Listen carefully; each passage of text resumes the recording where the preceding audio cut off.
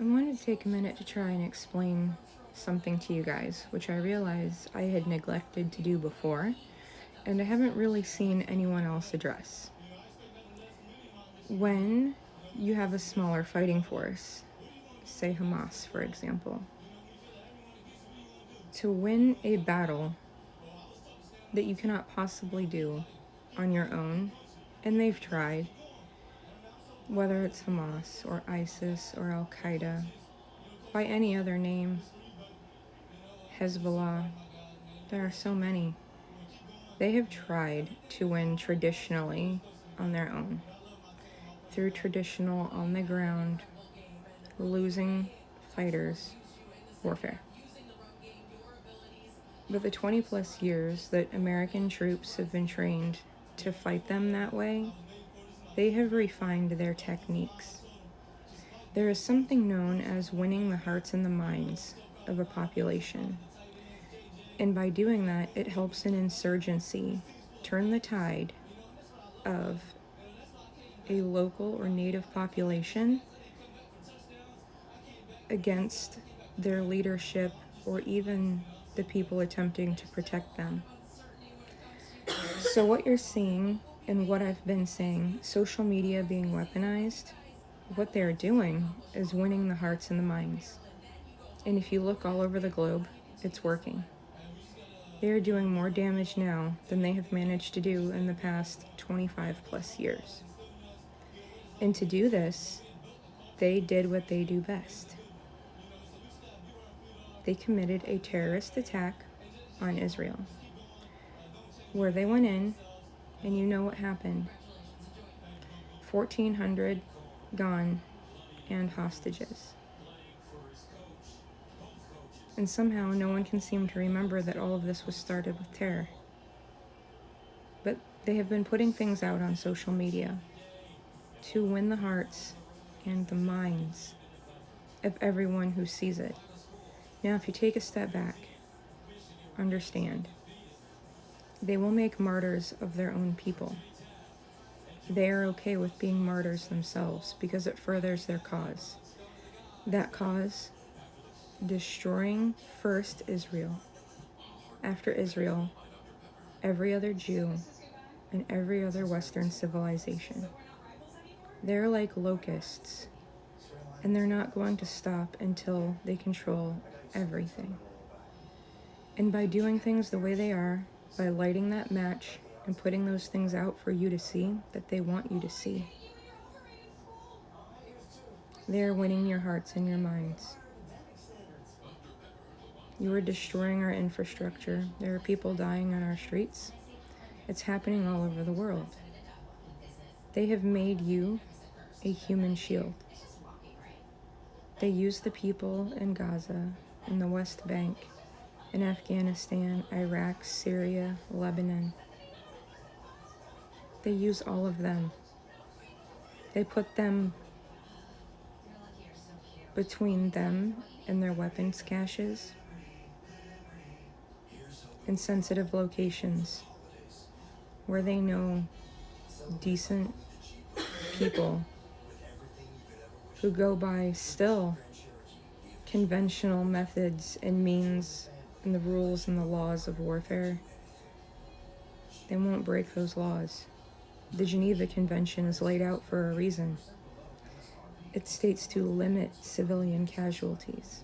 Terrorist organizations do not fall under the Geneva Convention at all. So when you look at these images, how many pictures do you see of fighting age men? You don't.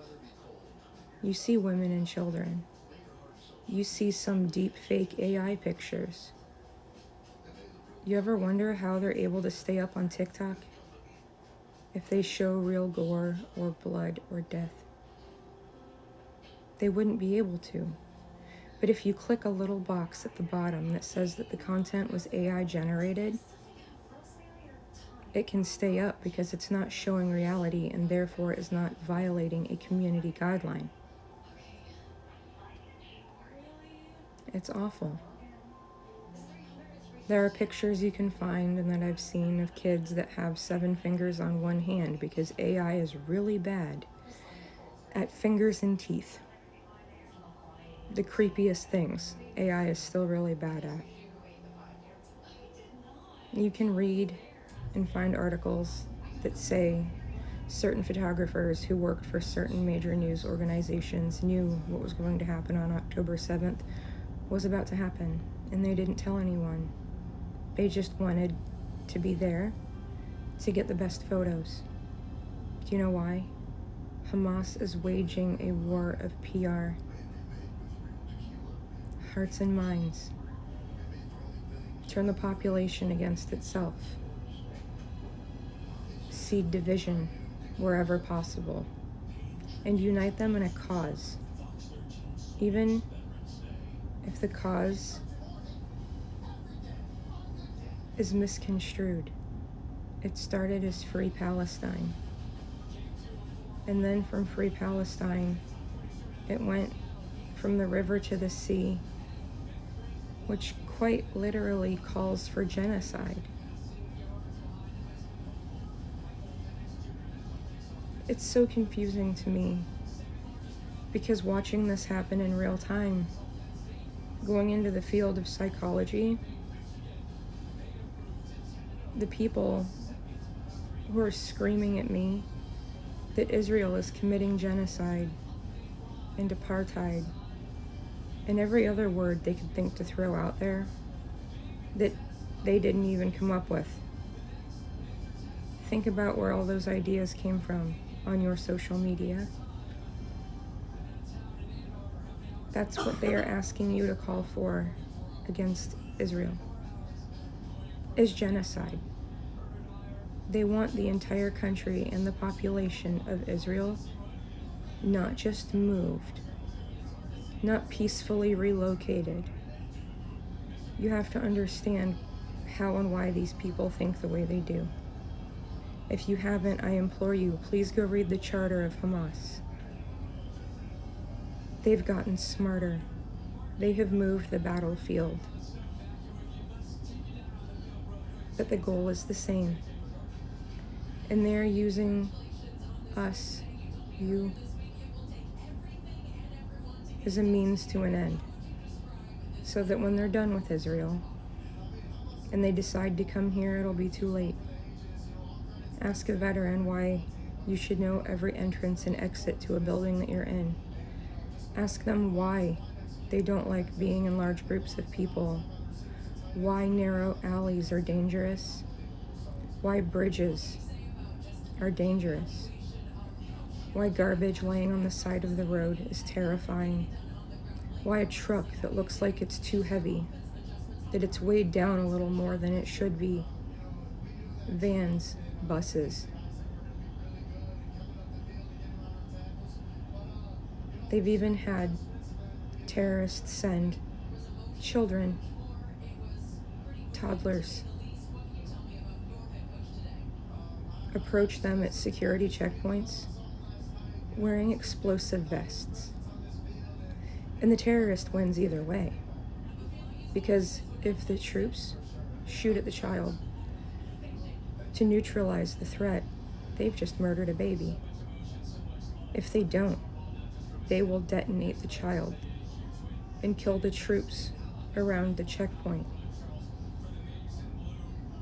They have figured out how to play and pull at the strings of all of our hearts and our minds. That's how you win a war. You don't only get rid of the opposing leadership.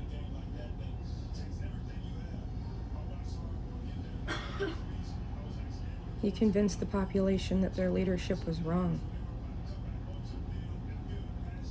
And you take their hearts and their minds until they don't remember who they are anymore. And then by the time you figure it out, it's too late. I just don't want it to be too late.